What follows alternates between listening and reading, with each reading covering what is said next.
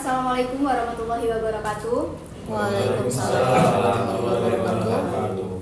Yang saya hormati para pihak dari tim pro dan tim kontra, serta notulensi yang mengikuti sesi diskusi akademik pada hari ini. Saya ucapkan selamat pagi kepada rekan-rekan semuanya dan terima kasih atas kehadirannya.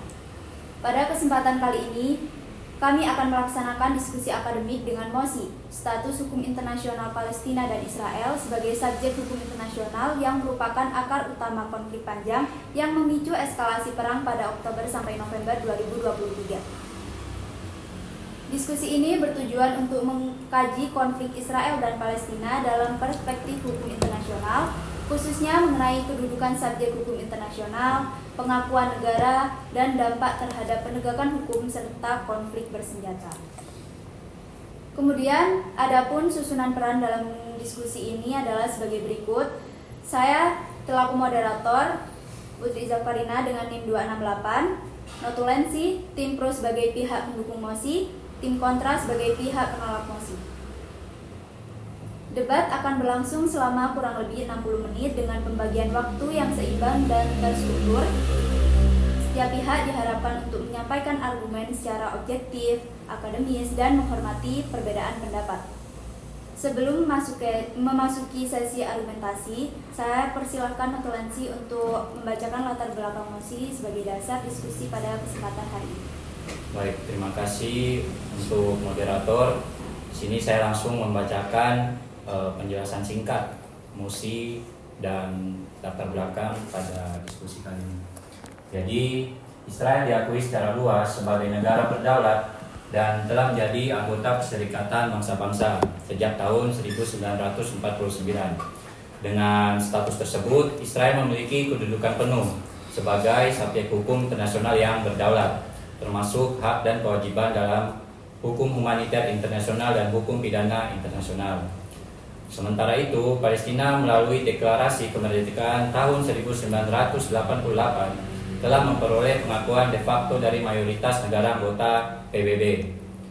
Pada tahun 2012, Palestina diberikan status sebagai negara pengamat non-anggota di PBB. Namun, belum menjadi anggota penuh akibat hambatan dari politik di Dewan Keamanan. Perbedaan status hukum internasional ini menimbulkan ketidakseimbangan dalam pelaksanaan kedaulatan, klaim wilayah, serta akses terhadap mekanisme penegakan hukum internasional. Palestina menghadapi keterbatasan dalam menuntut hak-haknya secara formal di forum internasional. Sementara Israel memiliki posisi yang lebih kuat secara hukum dan politik, yang berlanjut pada ekskalasi konflik pada Oktober sampai November 2023 yang diawali oleh serangan Hamas pada 7 Oktober dan diikuti oleh operasi militer Israel di Gaza, menunjukkan bagaimana keterbatasan penegakan hukum internasional berdampak pada perlindungan warga sipil dan penyelesaian konflik secara damai. Dengan demikian, mosi ini mengangkat pertanyaan utama: apakah perbedaan status hukum internasional Israel dan Palestina merupakan akar utama konflik dari konflik berkepanjangan tersebut? Demikian latar belakang serta mosi yang saya sampaikan. Saya kembalikan ke moderator. Sebelumnya, terdapat pertanyaan untuk masing-masing tim agar dapat memantik diskusi yang dapat menjadi kerangka berpikir dan pengetahuan kita bersama. Yang pertama, pertanyaan untuk tim pro. Sejauh mana ketimpangan status hukum internasional mempengaruhi relasi kekuasaan antara Israel dan Palestina? Dan apakah eskalasi konflik Oktober sampai November pada tahun 2023 ini dapat dipahami sebagai akibat struktural dari ketidaksetaraan hukum internasional? Untuk tim pro dapat dipersilakan menyampaikan pendapatnya.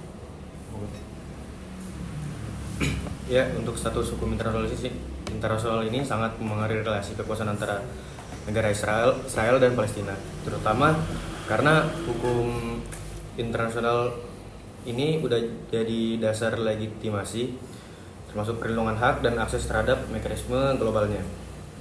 Namun, pengaruh tersebut tidak sepenuhnya menentukan hasil di lapangan karena masih dikalahkan oleh kekuatan politik dan militer. dan juga status hukum internasional ya di saat ini mempengaruhi relasi kekuasaannya, karena Israel dan Palestina ini ketimpangannya sangat menimpang, karena sekarang Israel diakui sebagai negara berdaulat dan dari seluruh anggota penuh PBB, sehingga memiliki kekuatan politik dan hukum yang lebih besar, sedangkan Palestina belum memperoleh pengakuan penuh sehingga posisi tawarnya lebih lemah. Ketimpangan status ini membuat Israel lebih leluasa mengalihkan wilayah, keamanan dan perbatasan, sementara Palestina sebaliknya. Mungkin itu. Baik, untuk pertanyaan selanjutnya saya dijawab oleh Tim Pro. Oke, baik. Ya, tentang saya jawab. Banyak analisis dan ahli hukum internasional menilai eskalasi konflik Israel dan Hamas pada Oktober sampai November 2023 merupakan manifestasi kegagalan struktural sistem hukum internasional dan pertimbangan politik global. Pandangan ini didukung oleh penerapan hukum internasional yang selektif, ketidakseimbangan kekuasaan dalam struktur PBB, khususnya hak veto Dewan Keamanan, serta kegagalan menegakkan hukum terhadap pendukung wilayah Palestina dan pembangunan ilegal. Kondisi tersebut menimbulkan frustasi, kekemanjangan dan rasa ketidakadilan yang dipandang sebagai faktor mendorong eskalasi kekerasan. Terima kasih atas jawaban dari tim pro. Selanjutnya adalah pertanyaan untuk tim kontra. Apakah pengakuan internasional menentukan kemampuan suatu entitas untuk melindungi rakyat dan wilayahnya secara hukum? Dan apakah konflik bersenjata yang berulang menunjukkan kegagalan mekanisme hukum internasional? Untuk tim kontra dapat dipersilakan menyampaikan jawaban. Baik, untuk pertanyaan pertama, kami menegaskan bahwa pengakuan internasional adalah perisai hukum, bukan sekedar formalitas diplomatik. Dalam sistem dunia saat ini, hanya negara berdaulat yang memiliki hak penuh untuk melindungi rakyatnya. Yang pertama, legitimasi pertahanan. Tanpa pengakuan penuh, hak Palestina untuk membela diri secara legal seringkali dilegitimasi atau dianggap sebagai tindakan ilegal. Sebaliknya, negara yang diakui secara penuh dapat menggunakan status hukumnya untuk membenarkan tindakan militer skala besar di bawah payung kedaulatan. Yang kedua, akses keadilan. Ketidakjelasan status kenegaraan menghambat akses ke lembaga seperti ICC, Mahkamah Pidana Internasional. Akibatnya, rakyat sipil terjebak dalam ruang hampa hukum di mana kejahatan perang sulit diproses karena yurisdiksi entitas yang tidak diakui terus diperdebatkan. Dan yang ketiga, kedaulatan wilayah. Tanpa pengakuan, sebuah entitas tidak memiliki kontrol legal atas perbatasan, ruang udara, dan lautnya. Hal ini membuat mereka tidak mampu untuk melindungi rakyat dan intervensi asing. Karena secara yuridis mereka tidak dianggap memiliki kewenangan penuh atas wilayahnya sendiri. Jadi tanpa pengakuan internasional, perlindungan rakyat hanyalah ilusi. Ketimpangan ini membuat pihak yang tidak diakui menjadi subjek hukum yang tidak terlihat. Lalu menjawab untuk pertanyaan selanjutnya, pengakuan internasional itu tidak secara otomatis menentukan kemampuan suatu entitas untuk melindungi rakyat dan wilayahnya secara hukum. Karena faktor yang lebih menentukan itu justru adalah kapasitas nyata di lapangan, seperti efektivitas pemerintahan, kontrol atas wilayah, kemampuan menegakkan hukum, serta stabilitas institusi.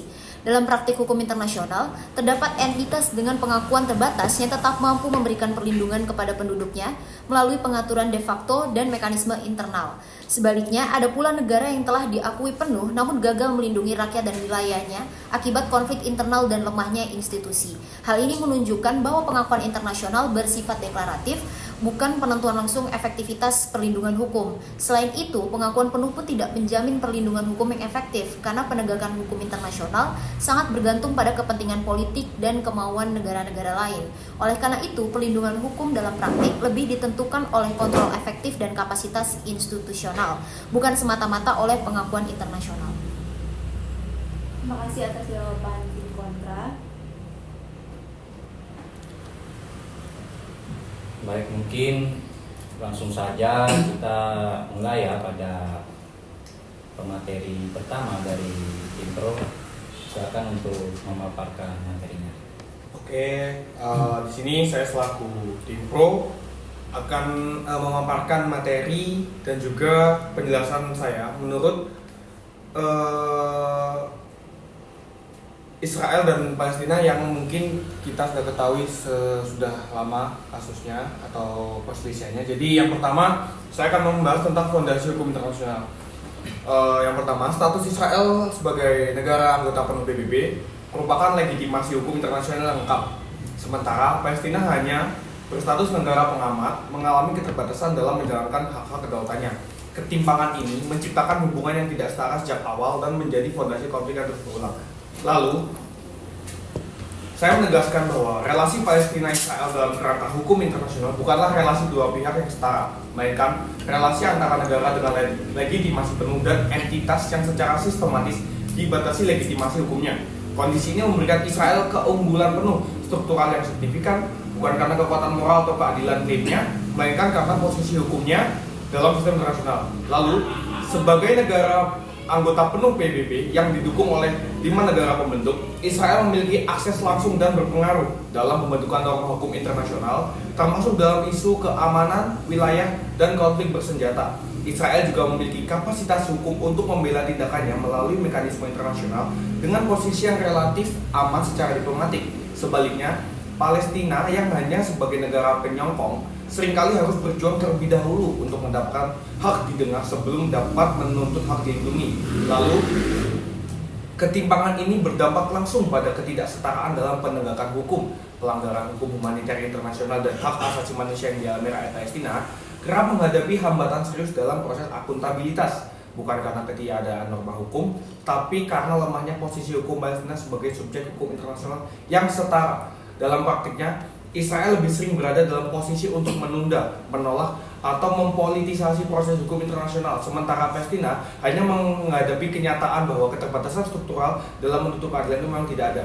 Lebih lanjut, status hukum Israel memungkinkan negara tersebut membingkai narasi konflik sebagai isu keamanan nasional yang kalau dipikir itu tidak sangat masuk akal, yang secara hukum lebih mudah diterima dalam forum internasional, sedangkan Palestina memiliki sisi lain, yaitu sering direduksi menjadi aktor non-negara atau pihak yang belum matang secara hukum, sehingga klaimnya atas hak penentuan nasib sendiri, kedaulatan wilayah, dan perlindungan warga sipil tidak memperoleh bobot yang setara. Ini bukan persaingan argumen, tetapi ketimpangan struktur hukum. Oleh karena itu, mendukung mosi ini atau argumen ini, mendukung argumen tim kontra, berarti mengakui bahwa ketidakadilan yang dialami Palestina bukan semata-mata akibat konflik bersenjata, melainkan akibat posisi hukumnya yang dilemahkan secara sistematis dibandingkan Israel. Selama Palestina tidak ditempatkan sebagai subjek hukum internasional yang setara, hukum internasional akan terus gagal menjalankan fungsinya sebagai alat keadilan dan konflik akan terus direproduksi dalam bentuk yang berbeda. Intinya, Israel akan selalu menjajah Palestina apapun keadaannya, karena Israel memang dinyatakan sebagai negara yang memiliki kekuasaan hak veto yang diberikan oleh 6 negara pembuat PBB. Sekian dari saya. Terima kasih untuk pembicara pertama dari tim Pro yang membahas tentang fondasi hukum internasional, di mana status Israel kan sebagai anggota penuh PBB yang memberikan legitimasi hukum internasional yang lengkap, sementara Palestina yang hanya berstatus negara pengamat mengalami keterbatasan dalam menjalankan hak-hak kedaulatannya. Sudah dijelaskan, terima kasih banyak buat pembicara pertama. Selanjutnya untuk pembicara kedua dari tim Pro, dipersilakan. Ya, saya dari pembicara kedua dari tim Pro. Yang saya bahas adalah dampak status terhadap kedaulatan dan wilayah dengan dari dampak tersebut, ketidakpastian status hukum Palestina memberikan dampak yang sangat signifikan terhadap kedaulatan penguasaan wilayahnya tanpa pengakuan penuh sebagai negara berdaulat dalam sistem hukum internasional. Palestina tidak memiliki posisi yang kuat untuk memiliki menegaskan klaim teritorial secara legal dan diplomatis. Kondisi ini dimanfaatkan oleh pihak lain untuk melakukan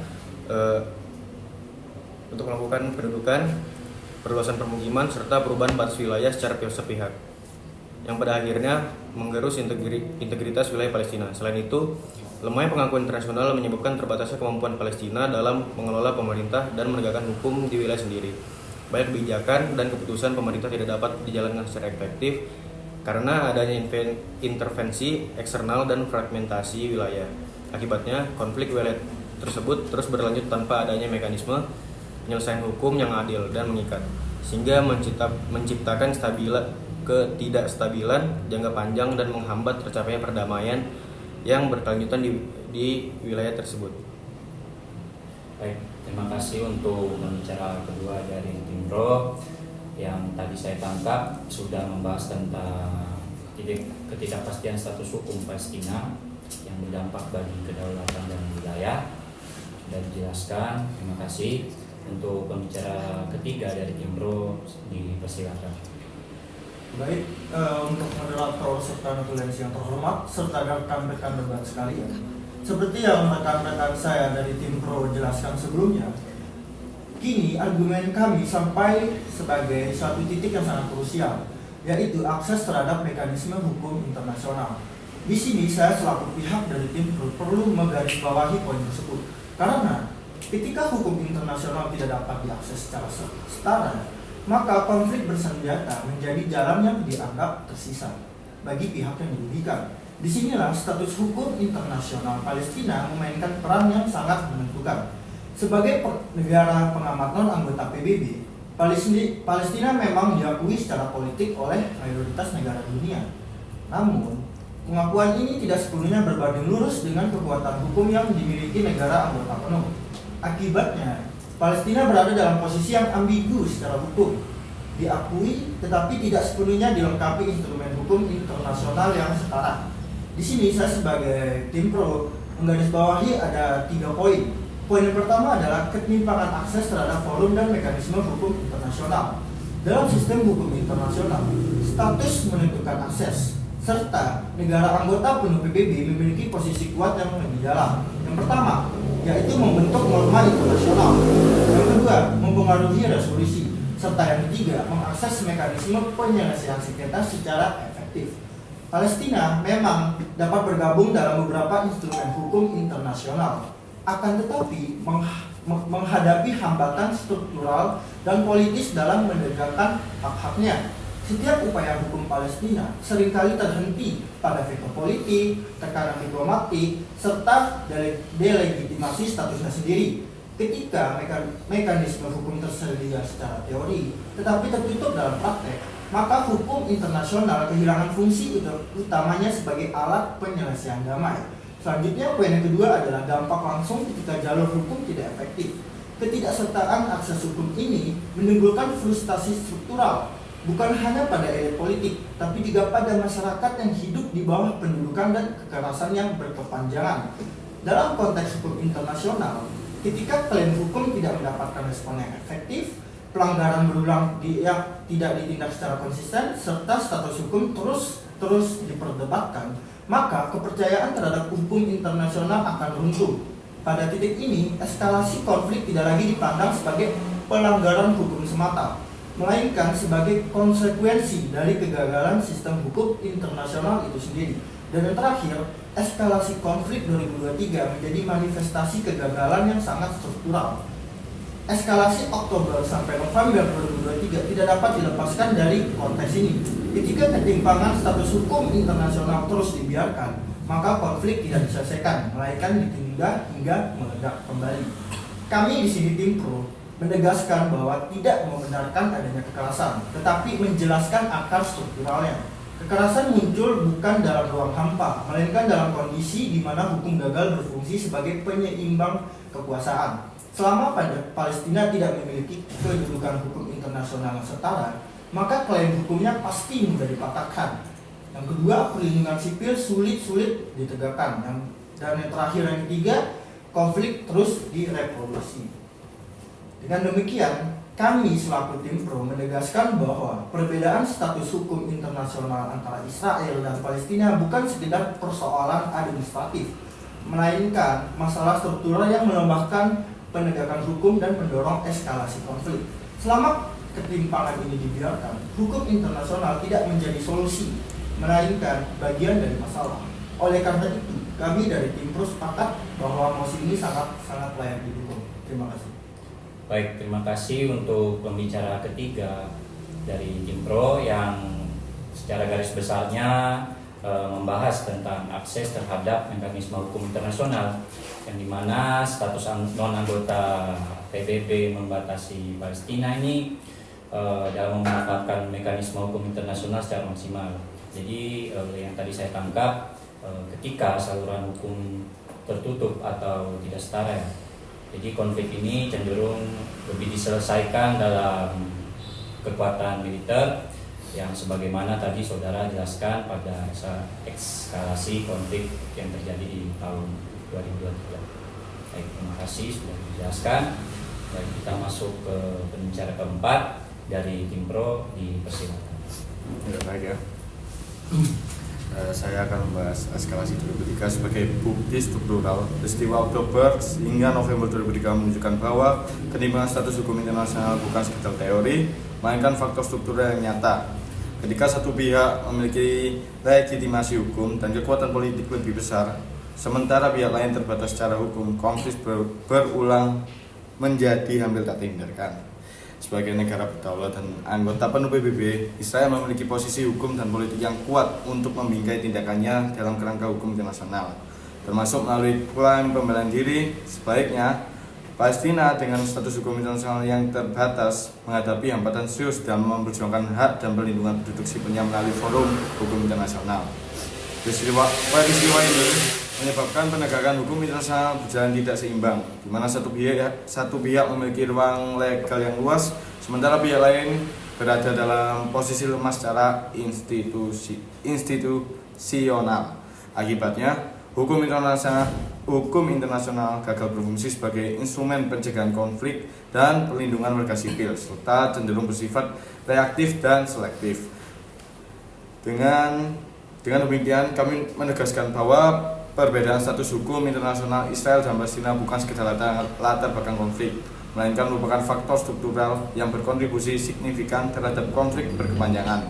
Selama ketimpangan ini dibiarkan, eskalasi akan terus berulang dan hukum internasional akan tetap hadir bukan sebagai solusi, melainkan sebagai saksi dan dari kegagalannya sendiri. Terima kasih. Terima kasih untuk pembicara keempat yang tadi saya tangkap dari penjelasannya itu menjelaskan bagaimana eskalasi pada tahun 2023 sebagai sebagai bukti struktural. Jadi tadi pembicara keempat sudah menjelaskan peristiwa Oktober sampai November tahun 2023 yang terjadi antara Israel dan Palestina. Untuk selanjutnya, untuk tim kontra, sebagai pihak yang menolak mosi dapat menyampaikan argumentasinya. Untuk pembicara pertama atau satu dapat dipersilahkan. Baik, terima kasih kepada moderator dan notulen telah memberikan kesempatan kepada kami tim kontra untuk menyampaikan argumentasi kami. Saya sebagai pembicara pertama akan menyampaikan mengenai kompleksitas sejarah dan identitas. Dalam melihat konflik Israel dan Palestina, penting untuk menegaskan bahwa akar konflik tidak dapat dilepaskan dari kompleksitas sejarah dan pembentukan identitas nasional kedua belah pihak.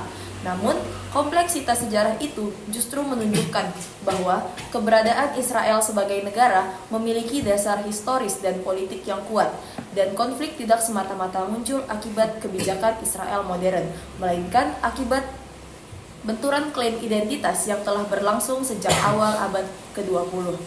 Secara historis, wilayah Palestina sebelum tahun 1948 tidak pernah berdiri sebagai negara berdaulat yang diakui secara internasional.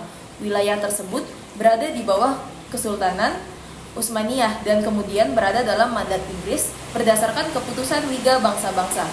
Mandat ini secara eksplisit mengakui adanya hubungan historis bangsa Yahudi dengan wilayah tersebut, serta mendukung pembentukan National Home of the Jewish People.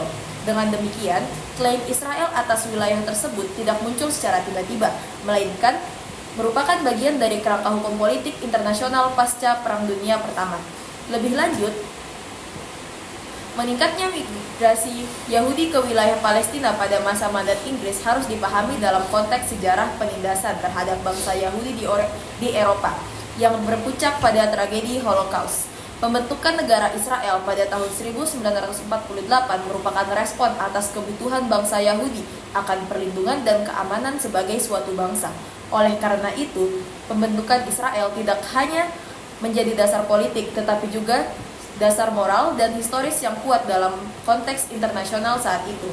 Ketika PBB mengesahkan resolusi Majelis Umum PBB nomor 181 tahun 1947 tentang pembagian wilayah Palestina, pihak Yahudi menerima rencana tersebut sebagai bentuk kompromi internasional.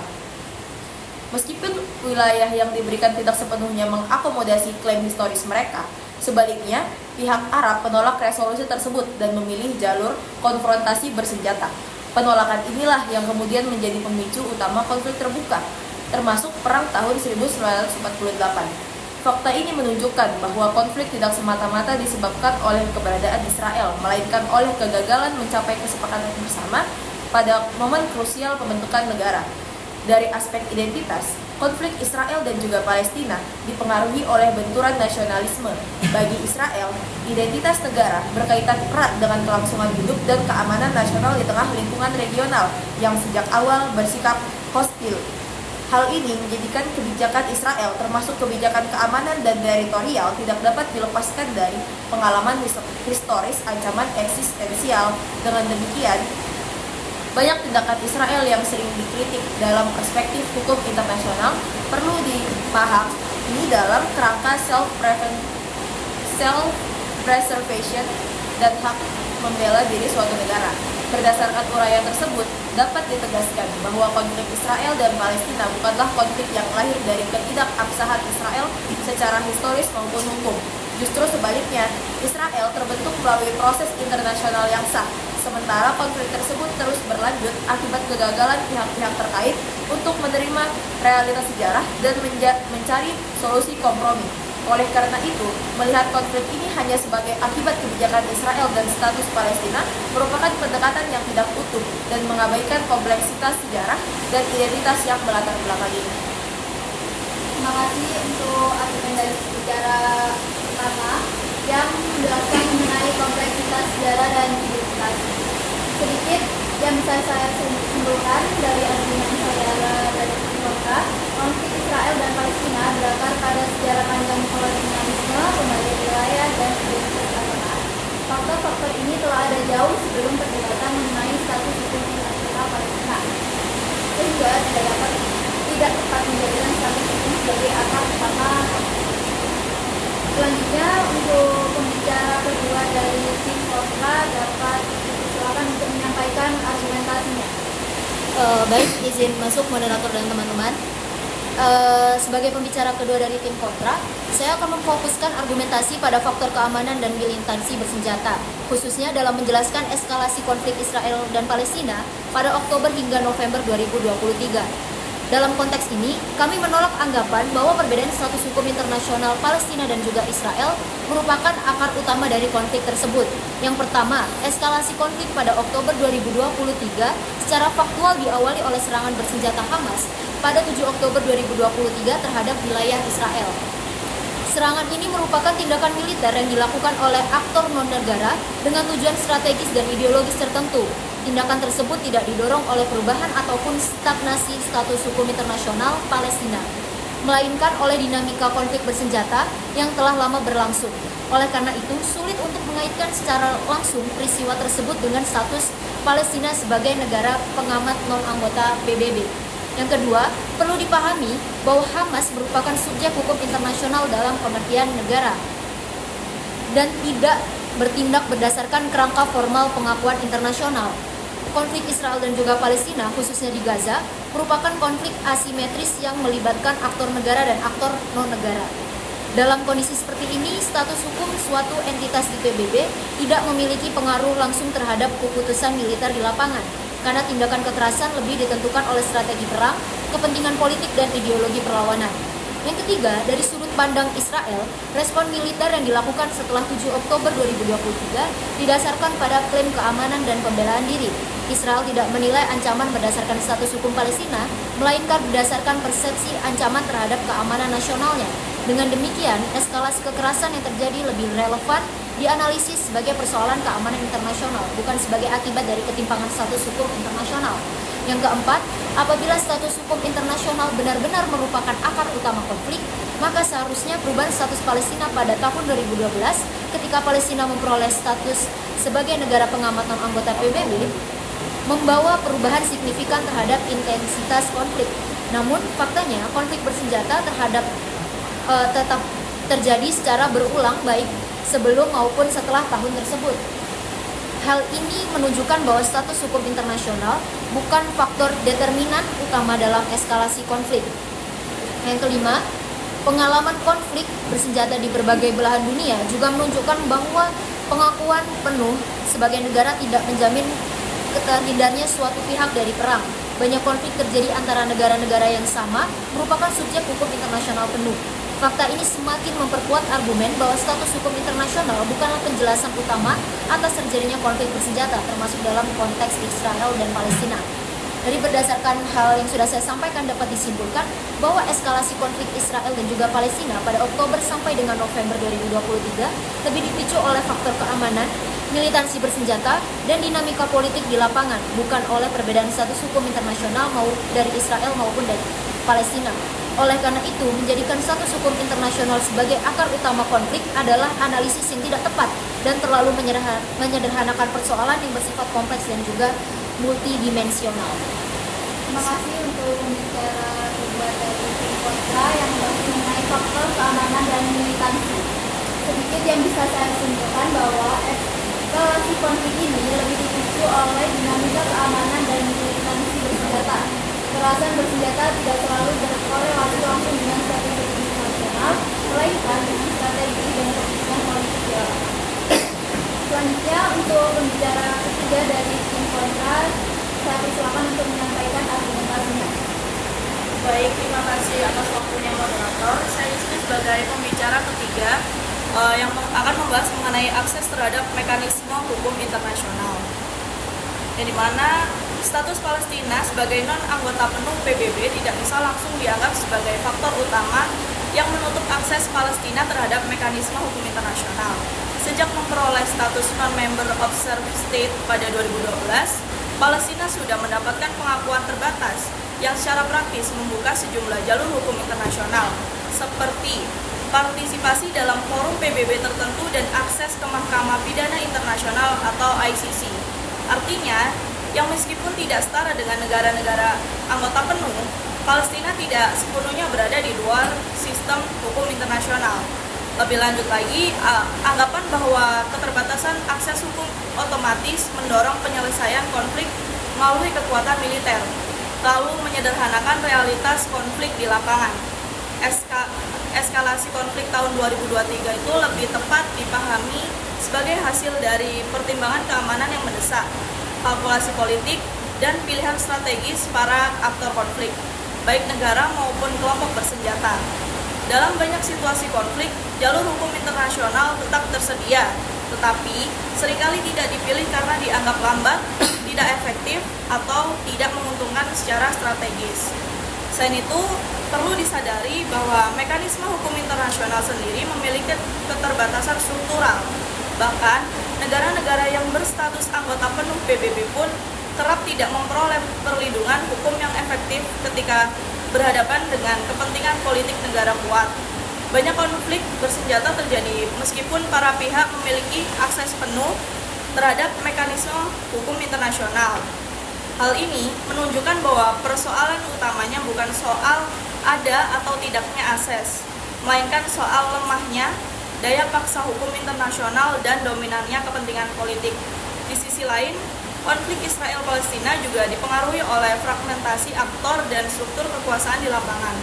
Keputusan untuk menggunakan kekuatan militer seringkali tidak diambil karena jalur hukum tertutup, melainkan karena perbedaan kepentingan internal, absennya kepercayaan, dan dinamika kekuasaan yang tidak seimbang.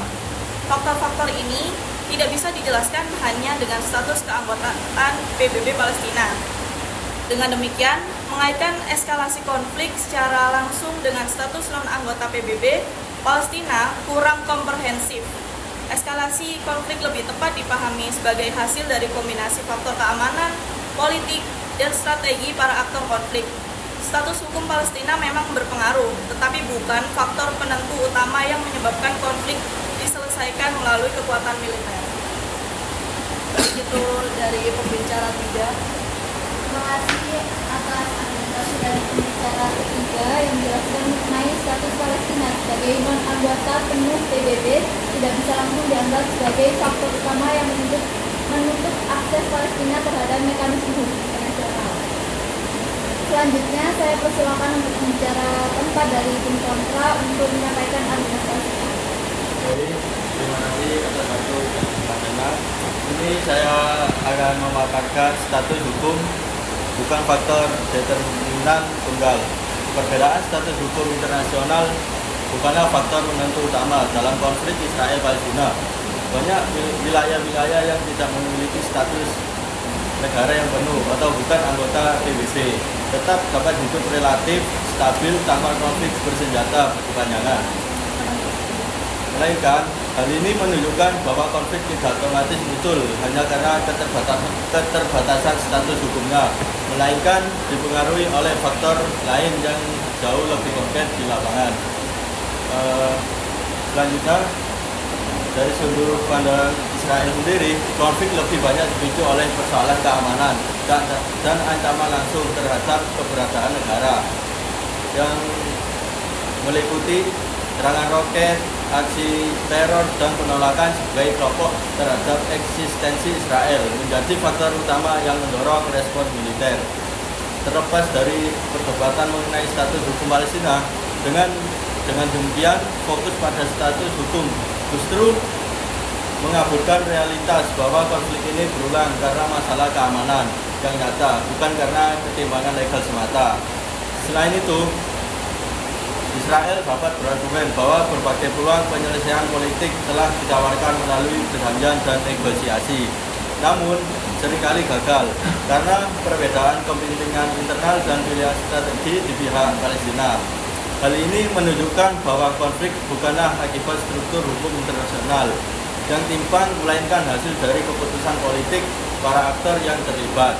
Oleh karena itu, konflik berbagai persoalan status hukum berisiko mengabaikan kompleksitas sejarah, politik, dan keamanan yang menjadi inti permasalahan.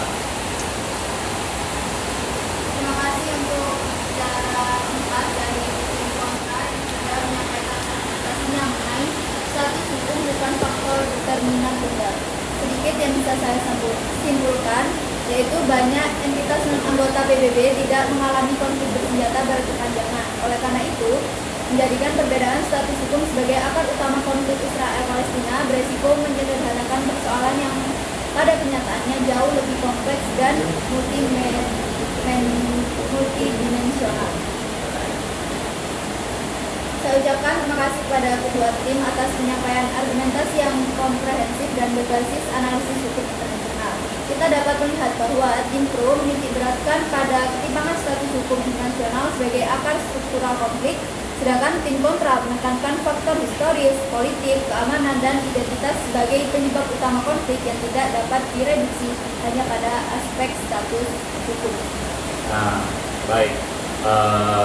Selanjutnya kita akan memasuki sesi tanggapan dan rebuttal yang dimana masing-masing dari tim memberikan kesempatan untuk menanggapi argumentasi yang sudah disampaikan oleh masing-masing tim.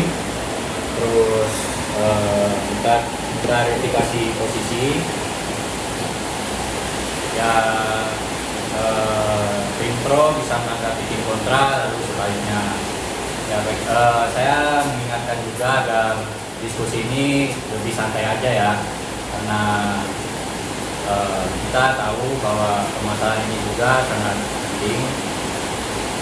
Tetapi tetap fokus dan tetap dalam pembahasan, tidak merembet kemana-mana. Ya, baik untuk tim pro dulu, apakah ada sanggahan atau tanggapan untuk tim kontra? Baik, persilakan. langsung saya jawab saja. Kalau ditanya tim pro ada sanggahan apa tidak, ya sangat ada. Ya. Yang pertama saya ingin menanggapi tentang pembicara dari tim kontra 1 yang menjelaskan tentang kompleksitas sejarah dan identitas Israel ya. Buat teman-teman di sini, terutama teman-teman tim kontra.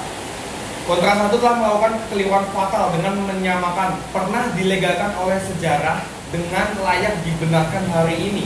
Fakta bahwa Palestina belum pernah berdiri sebagai negara berdaulat sebelum 1948 sama sekali tidak relevan untuk meniadakan hak penentuan nasib sendiri rakyat Palestina. Jika di logika kontra diterima, maka sebagian besar bangsa bekas jajahan di dunia ini seharusnya tidak pernah berhak merdeka. Itu adalah logika yang runtuh sejak awal. Lebih problematik lagi, kontra mengandalkan mandat Inggris dan deklarasi Balfour sebagai dasar legitimasi, seolah-olah produk kolonial yang dibuat tanpa persetujuan mayoritas penduduk asli dapat dijadikan sumber keadilan. Legalitas kolonial bukanlah legitimasi moral, dan hukum internasional modern justru lahir untuk mengoreksi ketidakadilan kolonial, bukan untuk mewariskannya. Menggunakan mandat tersebut hari ini bukan argumen hukum, melainkan pembelaan terhadap ketidakadilan struktural yang disengaja. Kontra juga mengklaim penerimaan Israel terhadap resolusi 181 sebagai bukti itikat baik, namun mereka sengaja mengabaikan fakta kunci, yaitu resolusi untuk memberikan porsi wilayah yang tidak sebanding kepada kelompok minoritas dan dipaksakan tanpa persetujuan rakyat Palestina. Menyebut penolakan Palestina sebagai penyebab konflik adalah pembalikan logika yang tidak jujur, sebab tidak ada bangsa di dunia yang secara rasional menerima kehilangan tanah, kedaulatan, dan identitasnya sendiri. Terkait dalih keamanan dan self-preservation, argumen kontra semakin rapuh dan tidak karu-karuan. Hak membela diri tidak pernah dalam hukum internasional manapun mencakup pendudukan permanen, pemindahan paksa, hukuman kolektif, dan penindasan warga sipil. Menggunakan trauma Holocaust sebagai tameng atas praktik-praktik tersebut bukan hanya keliru secara hukum, tapi juga manipulatif secara moral. Trauma sejarah tidak memberikan kekebalan hukum. Untuk moderator dan notulen, inti persoalan sengaja dihindari oleh kontra. Saya garis bawahi lagi, inti persoalan sengaja dihindari oleh kontra. Masalahnya bukan apakah Israel lahir secara sah puluhan tahun lalu, melainkan mengapa hingga hari ini satu pihak menikmati legitimasi penuh, perlindungan diplomatik, dan impunitas sementara pihak lain hidup di bawah pendudukan tanpa perlindungan hukum yang setara. Selama kontra tidak mampu menjawab ketimpangan ini, seluruh argumen sejarah mereka tidak lebih dari narasi pembenaran yang gagal menyentuh inti ketidakadilan. Dengan demikian, penolakan ini adalah gugur bukan karena kurang sejarah, tapi karena miskin keadilan. Itu pendapat dari saya. Baik, terima kasih kepada tim pro yang sudah menyanggah argumentasi dari tim kontra. Dan bagaimana, apakah dari tim kontra ada tanggapan dari untuk tim pro? Baik, kami akan menyampaikan sanggahan yang pertama mengenai apa yang sudah disampaikan oleh tim pro pada awal pembicaraan. Argumen yang disampaikan tim pro sangat terjebak dalam reduksionisme hukum. Mereka mencoba menyederhanakan konflik berdarah selama puluhan tahun ini menjadi sekedar masalah ketimpangan administrasi di PBB. Kami menolak premis tersebut dengan poin-poin sebagai berikut. Yang pertama, status hukum bukanlah penyebab, melainkan cerminan politik. Tim pro berargumen bahwa status Israel sebagai anggota penuh PBB memberikan keunggulan struktural. Namun kami menegaskan bahwa status hukum internasional hanya produk dari realitas politik dan keamanan di lapangan, bukan akar penyebabnya. Konflik ini berakar pada sejarah panjang kolonialisme, pembagian wilayah, dan identitas keagamaan yang sudah ada jauh sebelum adanya perdebatan mengenai status keanggotaan PBB. Yang kedua, status hukum tidak menjamin keamanan bagi siapapun. Tim pro mengklaim bahwa posisi hukum Israel memberikan keamanan diplomatik. Faktanya, status sebagai negara anggota penuh PBB tidak pernah menjadi perisai yang efektif bagi Israel dari serangan bersenjata. Sebagaimana terlihat pada peristiwa 7 Oktober 2023, sebaliknya, status hukum juga tidak menghalangi komunitas internasional untuk terus mengecam tindakan Israel melalui berbagai resolusi Majelis Umum PBB. Yang ketiga, delusi hambatan akses hukum. Kami menyanggah klaim bahwa Palestina tidak memiliki akses keadilan karena statusnya. Sejak tahun 2012, sebagai negara pengamat non-anggota, Palestina telah mengakses Mahkamah Pidana Internasional. Masalah yang ada bukanlah ketiadaan akses hukum, melainkan politisasi hukum internasional oleh negara-negara besar yang memiliki kepentingan geopolitik. Dan yang terakhir, bahaya mengabaikan faktor keamanan dan identitas. Menyebut ketimpangan status hukum sebagai akar utama adalah bentuk pengabaian terhadap faktor keamanan nasional dan aspirasi identitas yang eksistensial.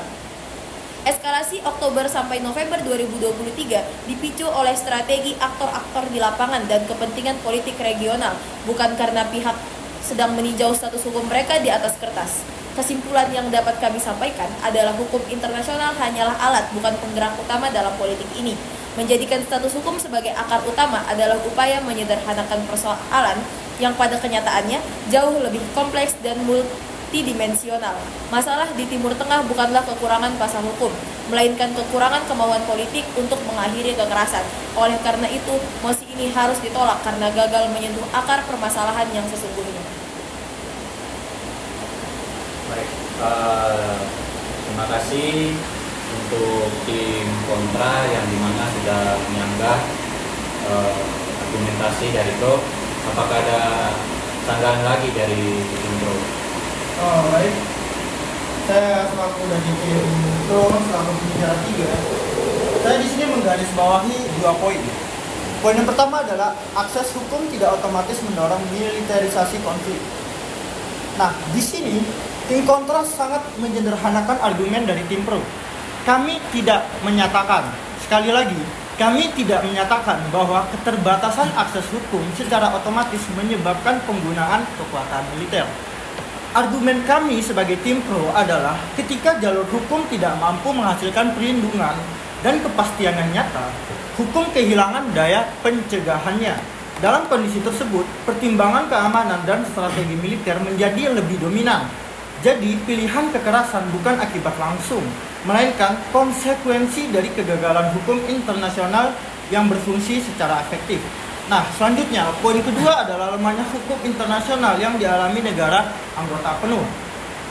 Di sini, pertanyaan ini justru menguatkan posisi kita sebagai tim Pro.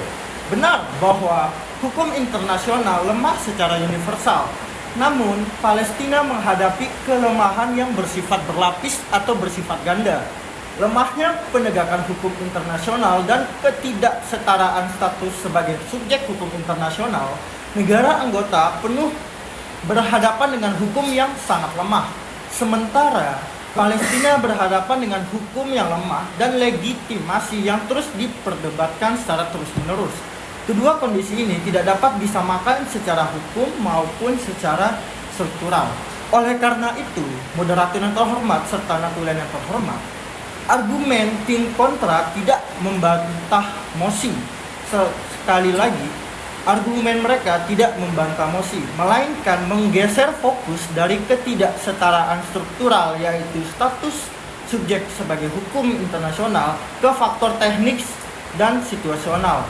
Tim Pro menegaskan bahwa eskalasi konflik termasuk pada tahun 2023 harus dipahami sebagai akibat dari ketidakmampuan sistem hukum internasional memperlakukan para pihak secara setara, sehingga hukum gagal berfungsi sebagai mekanisme penyelesaian yang damai. Sekian dari tim Pro.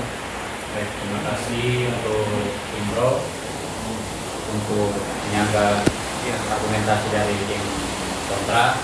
Baik, dari tim kontra, apakah ada tanggapan lagi untuk tim Pro? Ini persilakan. Baik, terima kasih Nutulensi. Dari tim kontra ada sanggahan buat tim Pro. Yang pertama, terkait klaim bahwa tim kontra menyederhanakan argumen tim Pro.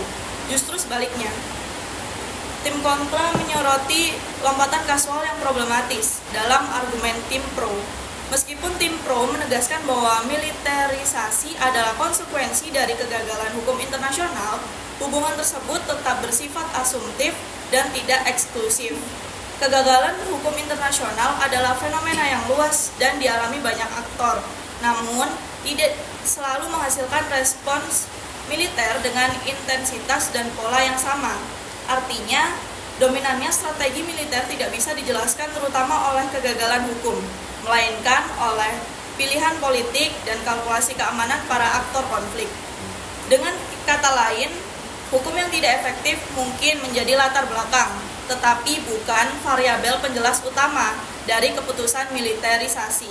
Kedua, mengenai argumen bahwa Palestina mengalami kelemahan berlapis karena hukum internasional yang lemah ditambah status hukum yang diperdebatkan, Klaim ini tidak otomatis memperkuat posisi tim pro, karena kelemahan struktural hukum internasional justru menunjukkan bahwa status keanggotaan penuh pun tidak menjamin perlindungan atau pencegahan konflik.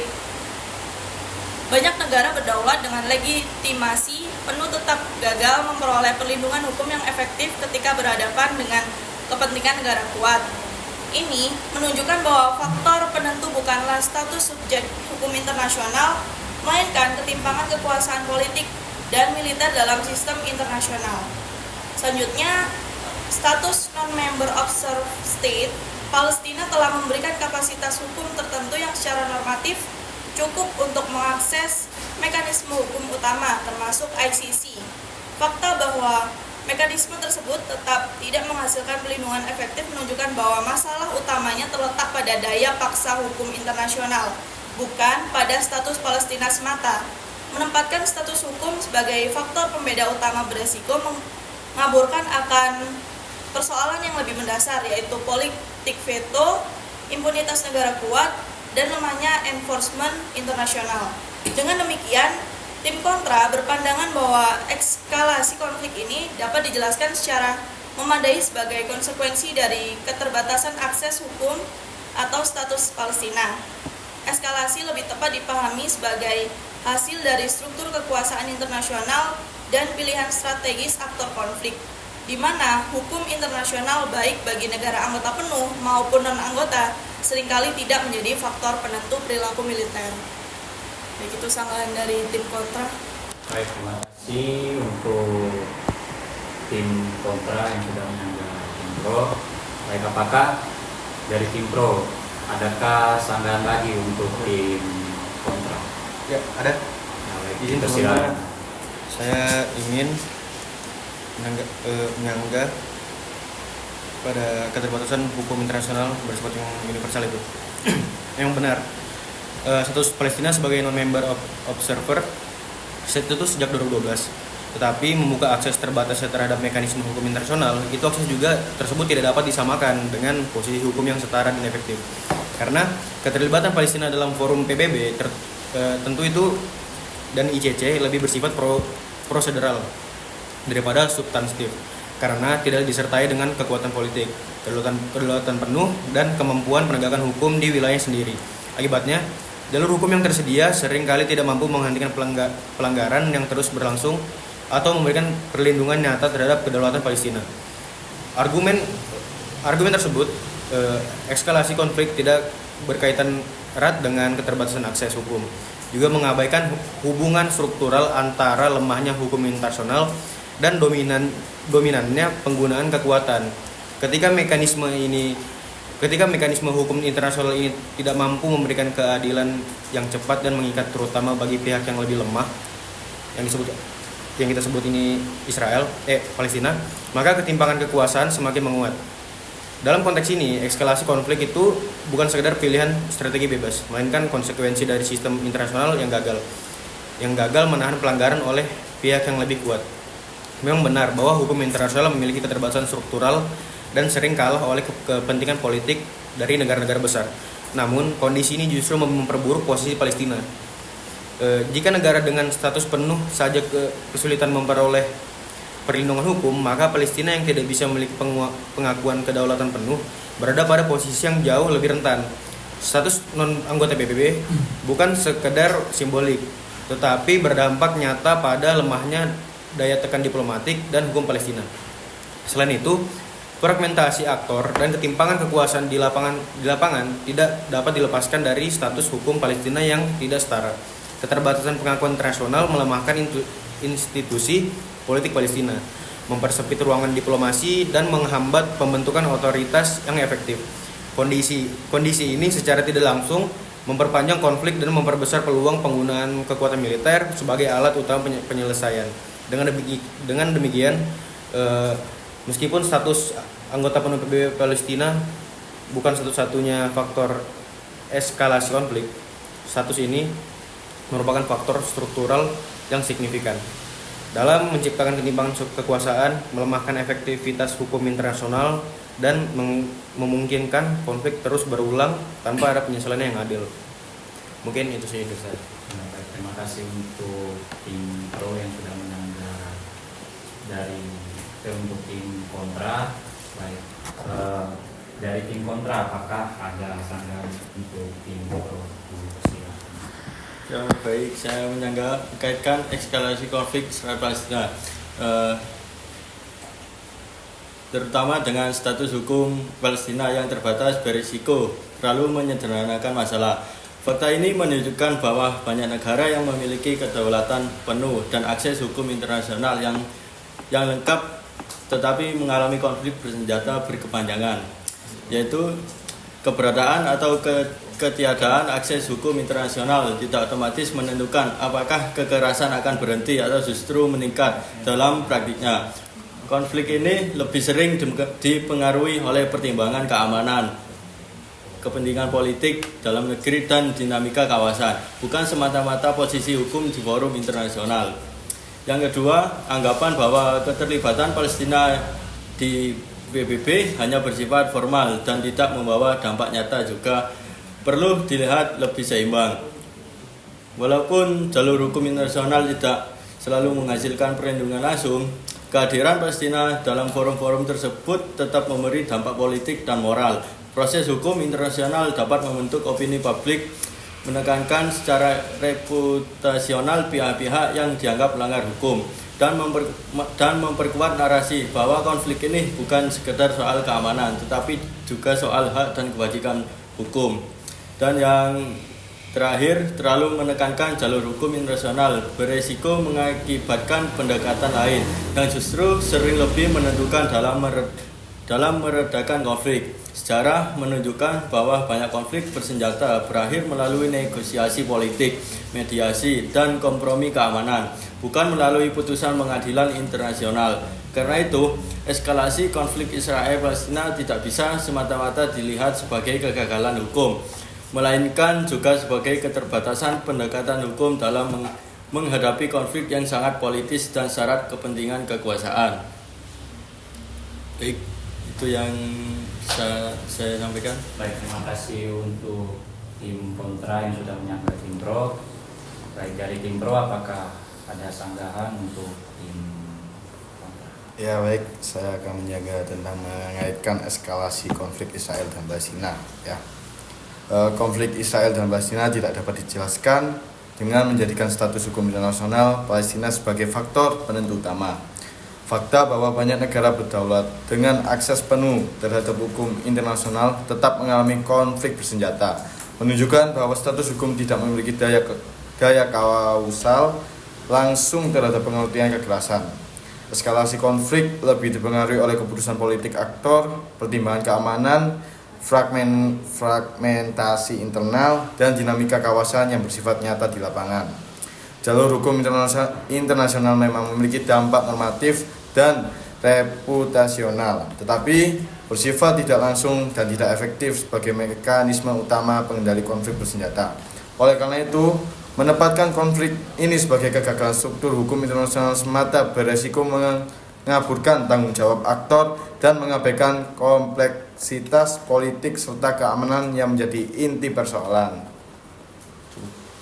Baik, terima kasih untuk tim pro yang sudah menyanggah argumentasi dari tim kontra. Baik, dari tim kontra apakah ada sanggahan lagi untuk tim pro? Baik, izin masuk. Argumen tim kontra menyatakan bahwa status hukum internasional tidak memiliki daya klausal langsung terhadap penghentian kekerasan dan konflik Israel-Palestina lebih ditentukan oleh keputusan politik serta dinamika keamanan di lapangan. Namun, pendekatan ini terlalu menekankan faktor aktor dan peristiwa serta mengabaikan kerangka struktural yang membentuk dan membatasi pilihan-pilihan tersebut.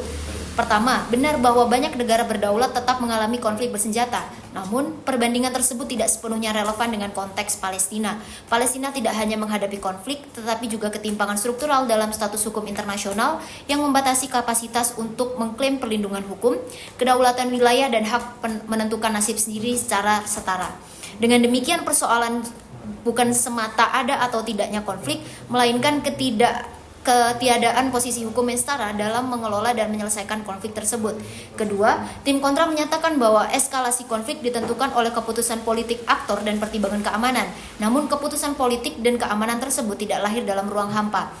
Pilihan aktor untuk mengedepankan pendekatan keamanan justru terbentuk dalam konteks di mana jalur hukum dan diplomasi tidak mampu memberikan koreksi yang efektif. Ketika mekanisme hukum internasional gagal menahan atau mengoreksi pelanggaran yang berulang, penggunaan kekuatan bersenjata menjadi pola yang direproduksi secara struktural. Ketiga, meskipun jalur hukum internasional bersifat normatif dan tidak langsung, fungsi normatif tersebut tetap memiliki arti klausal dalam jangka panjang. Hukum internasional menentukan siapa yang memiliki legitimasi, siapa yang dapat mengakses forum internasional secara penuh, dan siapa yang suaranya diperdebatkan. Dalam konteks konflik berkepanjangan, ketimpangan ini bukan sekedar latar belakang, melainkan bagian dari mekanisme yang memungkinkan konflik terus berlangsung tanpa akuntabilitas yang setara. Keempat, menyatakan bahwa analisis struktural hukum internasional mengaburkan tanggung jawab aktor adalah dikotomi yang keliru. Mengakui adanya kegagalan struktural tidak berarti meniadakan tanggung jawab aktor, tetapi justru menjelaskan mengapa pelanggaran dapat berulang tanpa mekanisme koreksi yang efektif. Struktur hukum yang timpang dan perilaku aktor yang saling berkaitan bukan saling meniadakan. Dengan demikian, tim pro menegaskan bahwa konflik Israel-Palestina tidak dapat dipahami hanya melalui lensa keputusan, politik, dan keamanan semata. Ketimpangan status hukum internasional Palestina merupakan kerangka struktural yang membentuk dinamika konflik, memperlemah jalur hukum dan diplomasi, serta berkontribusi terhadap reproduksi kekerasan.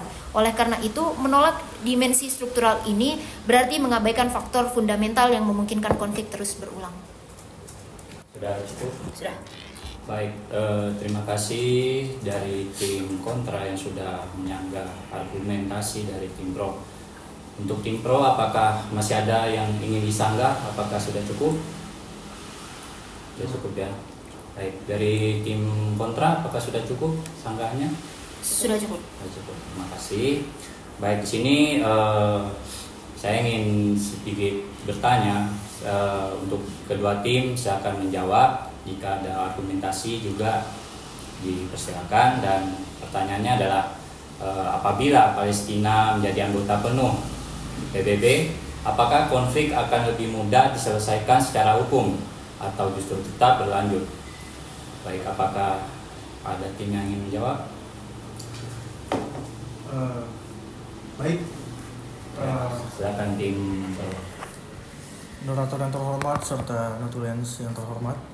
Di sini kami sepakat, tim pro setuju bahwa apabila Palestina menjadi anggota penuh PBB, konflik Israel-Palestina akan lebih mudah diarahkan pada penyelesaian melalui mekanisme hukum internasional, meskipun tidak serta-merta mengakhiri konflik secara instan. Keanggotaan penuh PBB akan menempatkan Palestina pada kedudukan hukum internasional yang setara terhadap negara-negara lainnya, dengan Israel sebagai subjek hukum internasional juga. Kesetaraan ini sangat penting karena selama ini konflik tidak hanya terjadi di tingkat militer dan politik, tetapi juga di tingkat legitimasi hukum. Dengan status anggota penuh, Palestina tidak lagi harus memperjuangkan pengakuan eksistensinya terlebih dahulu, sehingga sengketa dapat langsung dibahas pada substansi pelanggaran hukum, tanggung jawab negara, serta mekanisme penyelesaian sengketa. Selain itu, keanggotaan penuh akan memperkuat posisi tawar hukum dan politik Palestina dalam sistem internasional. Akses terhadap mekanisme hukum internasional tidak lagi bersifat simbolik atau terbatas, melainkan didukung oleh legitimasi institusional yang lebih kuat. Hal ini meningkatkan daya tekan hukum internasional terhadap para pihak dan memperbesar biaya politik serta hukum dari penggunaan kekuatan militer. Kami dari tim pro sepakat bahwa hukum internasional memiliki keterbatasan dan tidak kebal terhadap kepentingan politik yang negara kuat. Namun, kesetaraan status hukum adalah prasyarat agar hukum internasional dapat berfungsi secara optimal. Oleh karena itu, kami tim pro berpandangan bahwa keanggotaan penuh Palestina di PBB akan mempermudah dan memperkuat penyelesaian konflik melalui jalur hukum internasional, terutama dalam jangka menengah dan panjang. Konflik mungkin tidak langsung berhenti, akan tetapi arah penyelesaiannya akan bergeser dari dominasi kekuasaan militer menuju mekanisme hukum dan diplomasi yang lebih berkelanjutan dan adil. Sekian. setelah mendengar argumentasi dari tim pro yang menyatakan bahwa keanggotaan penuh Palestina di PBB adalah kunci penyelesaian konflik melalui jalur hukum merupakan sebuah pandangan yang sangat optimistis, namun abai terhadap realitas kekuasaan global. Kami menegaskan kembali bahwa memberikan status anggota penuh hanyalah sebuah perubahan administratif yang tidak akan mampu menyentuh akar permasalahan selama kepentingan geopolitik negara-negara besar masih mendominasi sistem internasional. Sebagai contoh nyata, banyak negara yang dengan status keanggotaan penuh PBB yang tetap menjadi korban invasi atau politik berkepanjangan tanpa mendapatkan perlindungan hukum yang efektif. Ukraina adalah bukti bahwa kesetaraan status di atas kertas tidak mampu membendung kekuatan militer atau agresi pihak lain yang lebih kuat. Lebih jauh lagi, kegagalan penyelesaian konflik selama ini bukan disebabkan oleh kurangnya status hukum, melainkan oleh ketiadaan kemauan politik dari komunitas internasional untuk menegakkan hukum tersebut. Sejarah menunjukkan bahwa konflik Israel-Palestina berakar pada kompleksitas identitas keagamaan, klaim historis atas tanah, dan trauma kolonialisme yang sudah ada jauh sebelum struktur PBB terbentuk. Contohnya adalah sengketa status Yerusalem yang merupakan masalah identitas mendalam yang tidak akan bisa diselesaikan hanya dengan pemberian kursi penuh di PBB. Eksalasi besar pada Oktober sampai November 2023 pun dipicu oleh dinamika keamanan dan strategi militer aktor lapangan yang tidak mengindahkan status hukum internasional. Oleh karena itu, klaim bahwa penyelesaian akan bergeser dari kekuatan militer ke mekanisme hukum adalah sebuah ilusi tanpa jaminan keamanan atau rekonsiliasi politik yang nyata. Hukum internasional akan tetap menjadi instrumen yang tumpul dan hanya berfungsi sebagai saran bagi pihak yang kuat, namun menjadi hukuman bagi pihak yang lemah. Baik, menurut saya sudah cukup.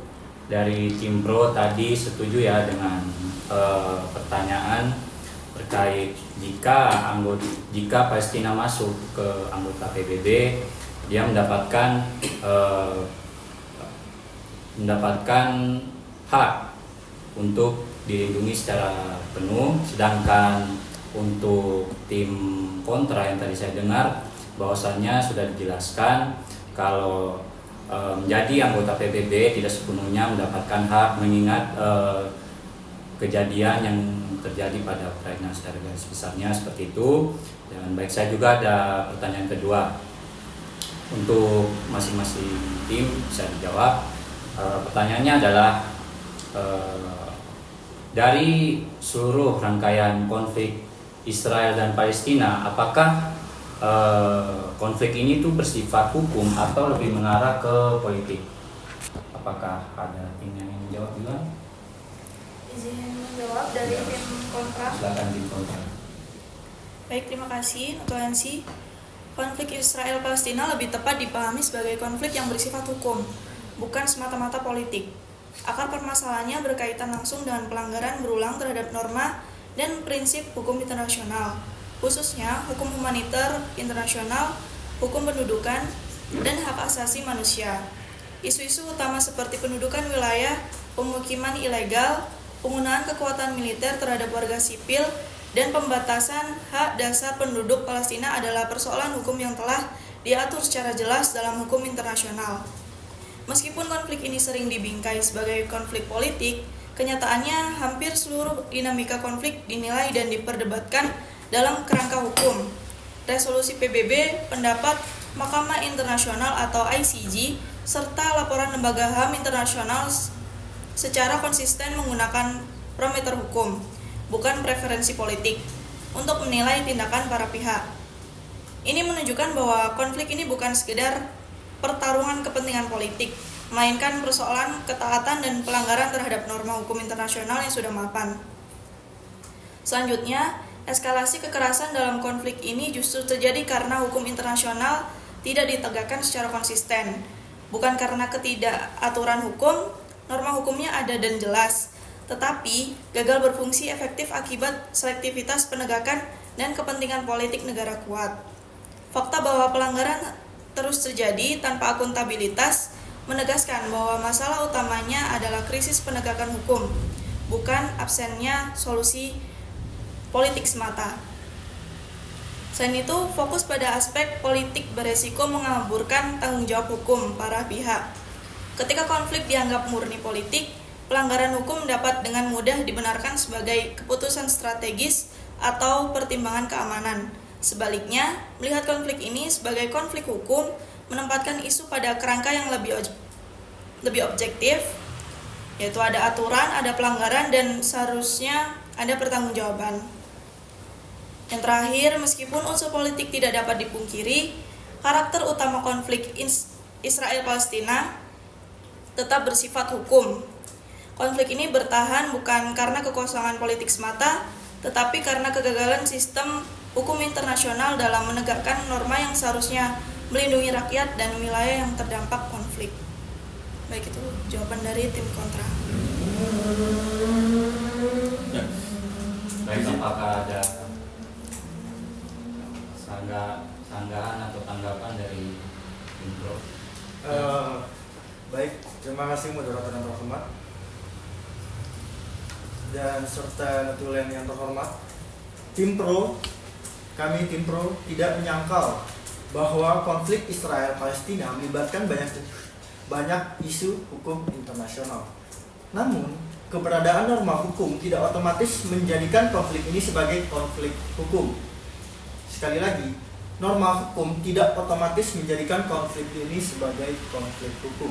Justru fakta bahwa norma hukum sudah jelas, tapi secara konsisten tidak ditegakkan menunjukkan bahwa politiklah yang mendominasi dan menentukan arah konflik. Kejelasan norma hukum justru menegaskan dominasi politik. Tim kontra menyatakan bahwa isu-isu utama konflik telah diatur secara jelas dalam hukum internasional. Pernyataan ini justru melemahkan posisi mereka sendiri.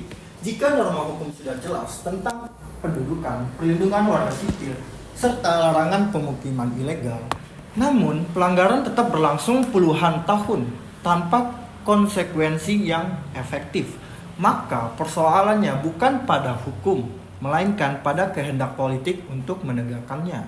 Selanjutnya, resolusi dan pendapat hukum tidak mengubah perilaku karena tidak mengikat secara politik. Benar bahwa resolusi dari PBB, pendapat ICJ, serta laporan HAM menggunakan parameter hukum. Namun, produk-produk hukum tersebut tidak memiliki daya paksa tanpa dukungan dari politik. Fakta bahwa putusan dan resolusi berulang kali diabaikan membuktikan bahwa politik menentukan apakah hukum akan dipatuhi atau tidak. Dan yang terakhir, penegakan hukum yang selektif adalah ciri konflik politik. Tim kontra menyebut adanya krisis penegakan hukum. Baik, kami sebagai tim pro sepakat. Akan tetapi menegaskan bahwa krisis ini bersifat politis, bukan yuridis.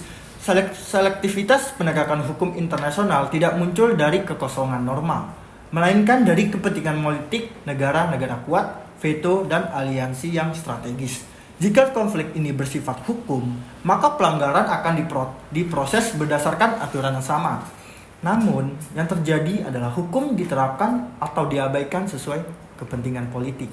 Sehingga konflik ini lebih tepat dipahami sebagai konflik politik yang menggunakan hukum secara efektif. Dan penutup dari tim pro adalah ketika hukum ada tetapi tidak dijalankan, yang bekerja bukan hukum melainkan politik. Sekian, terima kasih. Baik. Mungkin pertanyaan tadi sudah dijawab ya. Terima kasih untuk kedua tim. Yang tadi saya tangkap adalah dari tim kontras setuju bahwa konflik Israel dan Palestina ini lebih mengarah ke hukum karena dari penegak hukum internasional yaitu PBB, ICJ itu kurang efektif dalam menegakkan hukum di Palestina atau Gaza. Dan untuk tim pro lebih mendukung ke arah politik karena konflik ini mengabaikan hukum internasional tetapi lebih menguatkan ke arah kedua politisi antara Israel dan Palestina. Mungkin pertanyaan saya cukupkan. Dan untuk terakhir, apakah dari kedua tim ada closing statement? Silakan yang mulai duluan dipersilakan. Baik, terima kasih teman-teman di sini. Dan closing statement ini saya tujukan langsung kepada teman-teman kontra yang dari tadi tetap ngotot dengan argumen-argumen kosongnya. Baik, sepanjang debat ini, tim pro berhadapan bukan dengan bantahan substansif, melainkan dengan argumentasi yang miskin refleksi dan dangkal kesadaran hukum.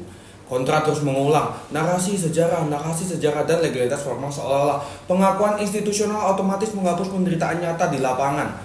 Saya ulangi lagi, pengakuan institusional yang dinyatakan oleh tim kontra otomatis menghapus penderitaan nyata di lapangan. Ini bukan analisis hukum yang matang, melainkan cara berpikir minimalis yang gagal membaca tujuan hukum internasional itu sendiri. Kontra terjebak dalam logikanya sendiri, yaitu logika usang dan intelektual malas, bahwa apa yang pernah sah harus terus dibenarkan, dan terus dibenarkan. Logika ini menunjukkan ketidakmampuan membedakan antara hukum sebagai alat kekuasaan dan hukum sebagai instrumen keadilan.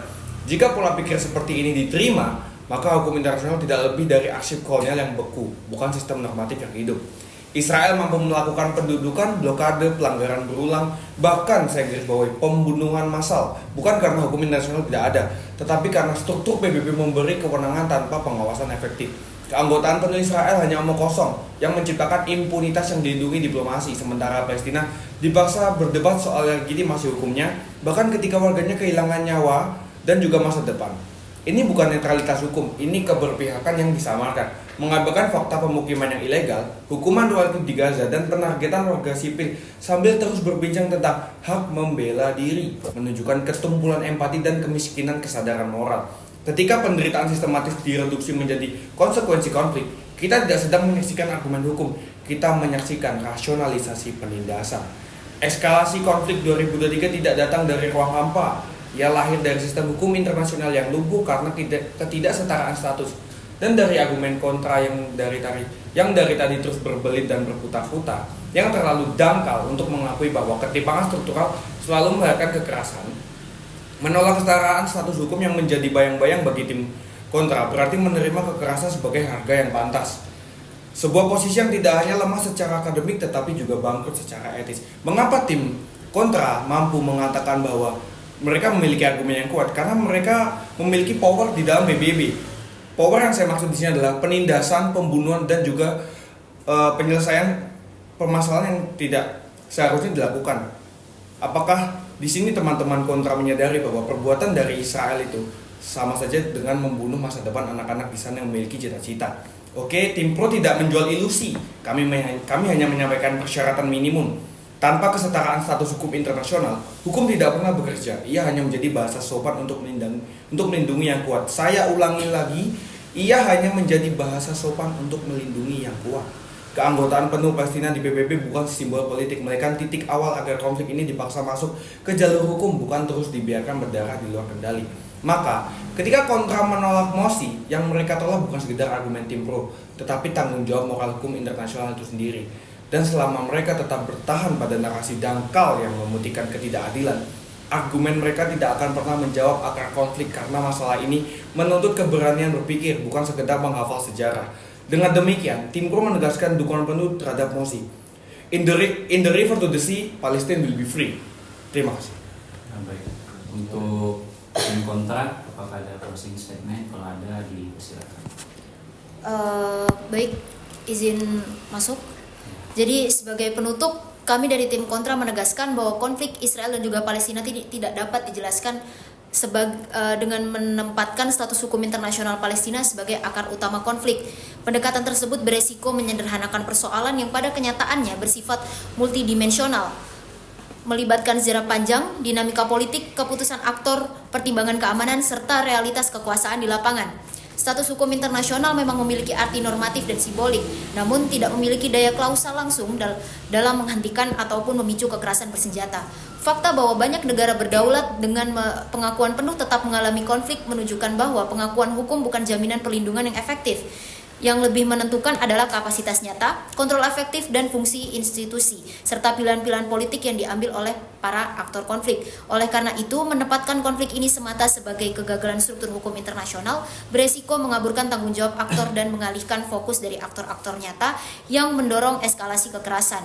Analisis hukum internasional yang bertanggung jawab justru menuntut pendekatan yang komprehensif, kontekstual, dan tidak reduksionis. Dengan demikian, tim kontra berkesimpulan bahwa status hukum internasional Palestina bukanlah faktor penentu utama konflik Israel-Palestina, melainkan salah satu elemen dalam rangkaian persoalan yang jauh lebih kompleks. Atas dasar itu, mosi yang diajukan tidak dapat dipertahankan. Terima kasih. Baik, menurut saya kedua tim sudah memberikan closing statement yang sangat kritik antar satu tim ya, sangat luar biasa sekali. Untuk penutup dari diskusi ini saya kembalikan ke moderator. Saya persilakan.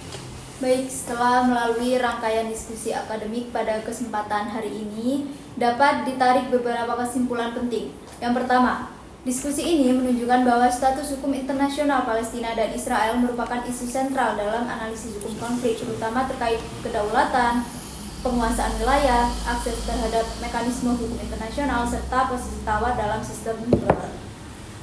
Tim Pro secara konsisten menegaskan bahwa ketimpangan status hukum internasional menciptakan relasi yang tidak setara, sehingga konflik cenderung diselesaikan melalui kekuatan, bukan melalui hukum. Dalam perspektif ini, eskalasi konflik Oktober sampai November tahun 2023 dipandang sebagai konsekuensi struktural dari ketidakadilan hukum internasional yang berlarut-larut. Di sisi lain, tim kontra mengingatkan kita bahwa konflik Israel dan Palestina tidak dapat dilepaskan dari kompleksitas sejarah, identitas, geopolitik, serta dinamika keamanan regional dan global. Status hukum internasional menurut pandangan ini hanyalah salah satu faktor, bukan akar utama konflik. Kedua, diskusi ini memperlihatkan bahwa hukum internasional meskipun bersifat normatif dan universal sangat dipengaruhi oleh kekuatan politik global. Hal ini menimbulkan pertanyaan refleksi bagi kita semua mengenai sejauh mana hukum internasional mampu berfungsi secara adil, bagaimana peran komunitas internasional dalam mencegah konflik berulang, dan apakah pengakuan hukum cukup tanpa kemauan politik yang kuat.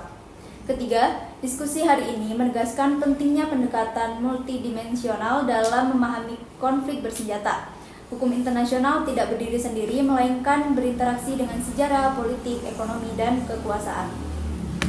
Akhir kata, diskusi ini bukan untuk menentukan siapa yang paling benar, melainkan untuk memperluas pemahaman, mempertajam analisis kritis, dan menumbuhkan kesadaran akademik mengenai tantangan penegakan hukum internasional dalam konflik global. Sebelum diakhiri, mungkin ada yang ingin disampaikan lagi dari tim pro maupun tim kontra, atau dapat dicukupkan? Dengan demikian, diskusi akademik pada hari ini secara resmi saya nyatakan selesai. Saya ucapkan terima kasih banyak atas partisipasinya dari seluruh pihak, dari tim kontra maupun tim pro. Semoga diskusi ini bermanfaat dan menjadi kontribusi intelektual dalam memahami isu hukum internasional dan perdamaian dunia. Wassalamualaikum warahmatullahi wabarakatuh. Waalaikumsalam warahmatullahi wabarakatuh.